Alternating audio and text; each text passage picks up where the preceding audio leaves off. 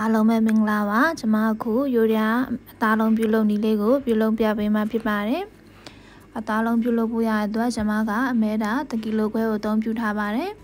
မိမိနှစ်သက်ရာကြက်သား9တို့ကိုလည်းအစားထိုးပြီးတော့မှပြုလုပ်နိုင်ပါတယ်အသားကိုရွေးချယ်တဲ့အခါမှာတော့အစီနဲ့အကြောတွေကိုမပါအောင်အထူးတတိပြုရမှာဖြစ်ပါတယ်အခုလိုအသားကိုတီးတက်တေချာရွေးပြီးပြီဆိုလို့ရှိရင်တော့အနေတော့တူပါလေးပပလေးတွေလီးပြီးပြီဆိုရင်ဖရီဇာထဲမှာတနာရီနဲ့တနာရီခွဲလောက်ခဲထားပေးရမှာဖြစ်ပါတယ်အခုဆိုလို့ရှိရင်ဒီအသားလေးကခဲထားပြီးသားဖြစ်တဲ့အတွက်ကြောင့်မလို့အသားလုံးပြုလုပ်ဖို့ရအတွက်အစင်းင်းဖြစ်ပါပြီအသား1ကီလိုခွဲအတွက်အသားလုံးပြုလုပ်ဖို့ရမှာလိုအပ်တဲ့ပစ္စည်းတွေကိုပြင်ဆင်ပေးရမှာဖြစ်ပါတယ်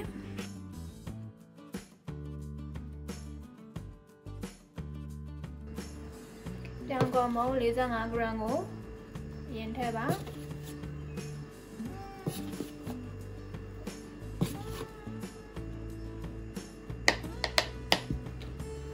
baking powder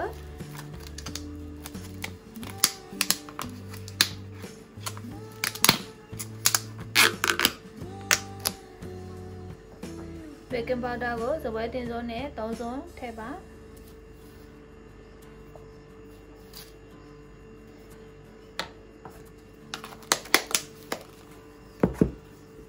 ငရုတ်ကောင်းနည်းငယ်ထည့်ပါငရုတ်ကောင်းကိုတော့ငရုတ်ကောင်းအဖြူကိုလည်းအသုံးပြုနိုင်ပါတယ်ကျွန်မကတော့စင်တင်ရှိတဲ့ black pepper ကိုပဲအသုံးပြုထားပါတယ်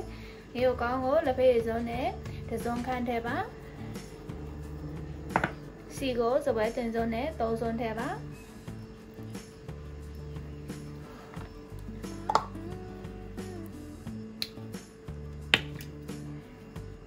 ကျွန်မကတော့ငါးမြရည်ကိုအသုံးပြုပါမယ်ငါးမြရည်ကို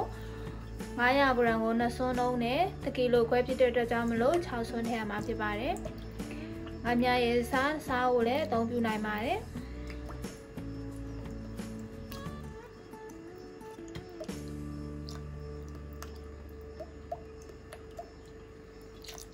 ပြီးပြီဆိုလို့ရှိရင်တော့အားလုံးတမအောင်မွေပေးပါ။ရေခဲရေကို150 ml သုံးပြရမှာဖြစ်ပါတယ်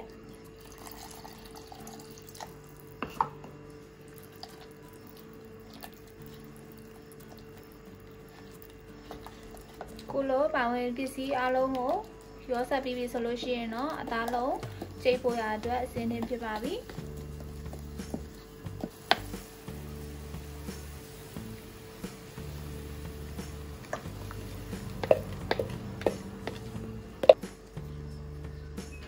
ပါဝင်ပစ္စည်းအလုံးကိုထည့်ပြီးပြီဆိုလို့ရှိရင်တော့အရင်ဆုံးတမအောင်မွေပေးပါပြီးပြီဆိုလို့ရှိရင်တော့ food processor ကိုသုံးပြီးတော့မှကြိတ်ပေးမှာဖြစ်ပါတယ်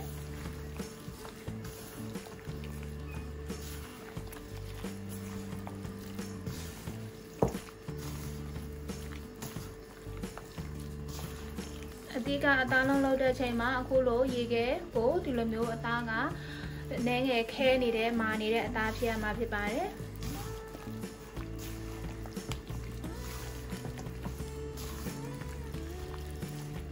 ဘလို့တမအောင်မွေပြီးပြီဆိုလို့ရှိရင်တော့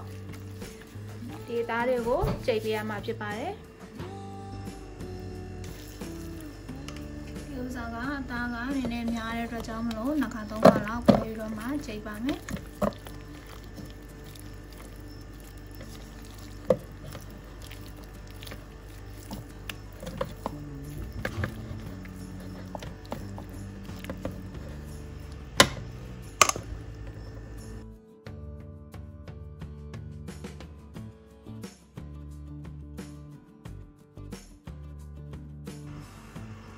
ကြိတ်ပြီးတာအမဲသားက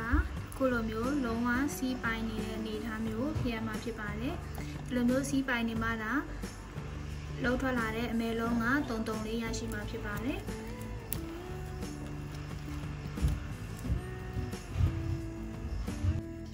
အခုလိုအသားတွေအကုန်လုံးကြိတ်ပြီးပြီဆိုလို့ရှိရင်တော့အမဲလုံးပြုလုပ်ဖို့အတွက်အဆင်သင့်ဖြစ်ပါပြီရေနွေးအိုးကိုအရင်ဆုံးသဲထားပါမယ်ရေနွေးပူချိန်ကိုတော့80ကနေ80ဒီတွင်းမှာပဲထားပြရမှာဖြစ်ပါတယ် ဒီ ရေပူချိန်ခုလို80 degree Celsius လောက်ရောက်ပြီဆိုလို့ရှိရင်တော့အမဲလုံးပြုတ်ဖို့အတွက်အစင်းသင့်ဖြစ်ပါပြီအရင်ဆုံးအမဲလုံးကိုကိုင်ဖို့အတွက်ရေစလုံးတစ်ခုကိုအစင်းသင့်လုပ်ထားမှပြီးပြီဆိုလို့ရှိရင်တော့လက်ကိုရေဆွပြီးတော့မှအမဲသားကိုခုလိုမျိုးလက်ထဲမှာဆုပ်ပြီးတော့ယူလိုက်ပါပြီးပြီဆိုလို့ရှိရင်ခုလိုမျိုး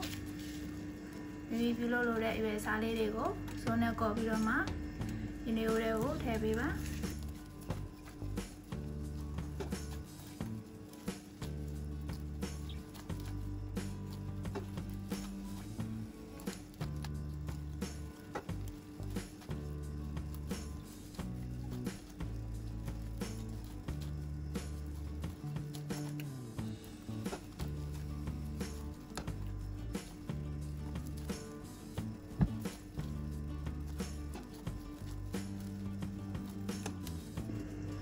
အခုလုံးတအိုးစာပြေးထည့်ပြီးပြီဆိုလို့ရှိရင်တော့အနည်းဆုံး9မိနစ်10မိနစ်လောက်ထိတူကိုထဲထဲမှာပြုတ်ပေးရမှာဖြစ်ပါတယ်ပြုတ်ထားပေးရမှာဖြစ်ပါတယ်ခန်းအောက်ကိုဒါလေးလင်းလင်းလေးရမှာဖြစ်ပါတယ်ပြီးပြီဆိုလို့ရှိရင်တော့ရေခဲရေတစ်စလုံးကိုအစင်းတင်ပြင်ဆင်ထားပေးပါအခုလုံးအမဲလုံးလေးတွေကို9မိနစ်10မိနစ်လောက်ပြုတ်ပြီးပြီဆိုလို့ရှိရင်တော့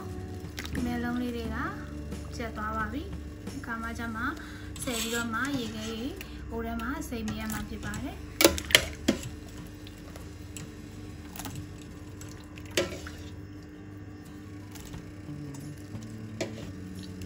အဲဒါလုံးလေးကအခုလိုမျိုးအထဲထဲမှာဒီလိုမျိုးနေထားလေးပြန်ရှိမှာဖြစ်ပါတယ်။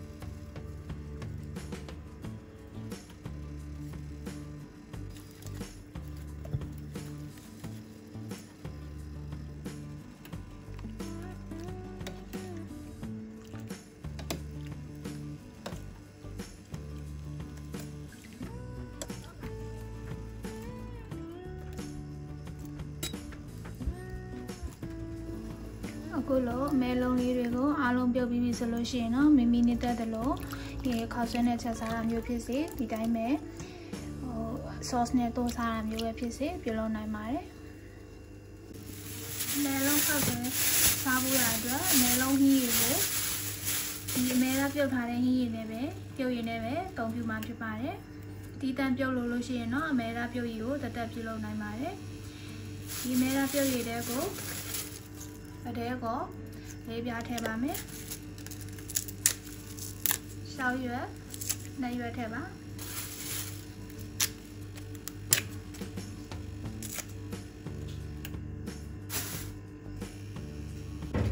စပလင်တစ်ချောင်းကိုထူပြီးတော့မှထည့်ပါ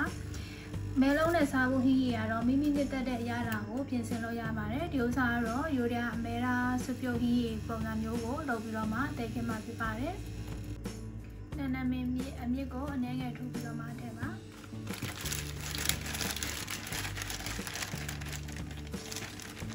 ဒီလိုဆိုလို့ရှိရင်တော့အရာဓာတ်တွေကိုဖြည့်ဆွတ်ပြရမှာဖြစ်ပါတယ်အရာဓာတ်အတွက်ကိုငါးမြရည်သုံးဆုံးခန့်ထည့်ပါဒါတော့ဟီကအိုကြီးရတဲ့ကြောင့်မလို့ဒီဇွန်ကြီးနဲ့ထည့်ထားပါတယ်မိမိပြုလုပ်တဲ့ပမာဏအတိုင်းချိန်ဆပြီးတော့မှထည့်ပါ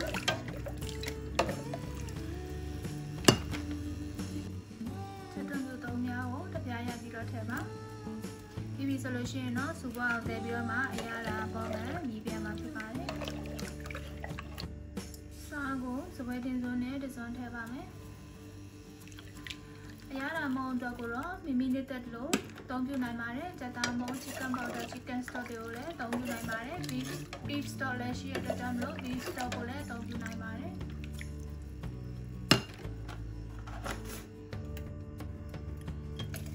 ချက်တုံးပြူကြောချက်တုံးပြူစီချက်တစ်စုံထည့်ပါမယ်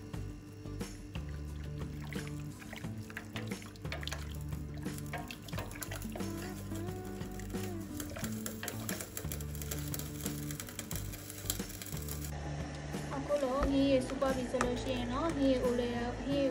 အမဲသားလုံးလေးတွေပြန်ပြီးတော့ထည့်ပြီးပြီဆိုလို့ရှိရင်တော့ခေါက်ဆွဲမှာထည့်ပြီးတော့မှတည်ခင်းသုံးဆောင်နိုင်ပါပြီ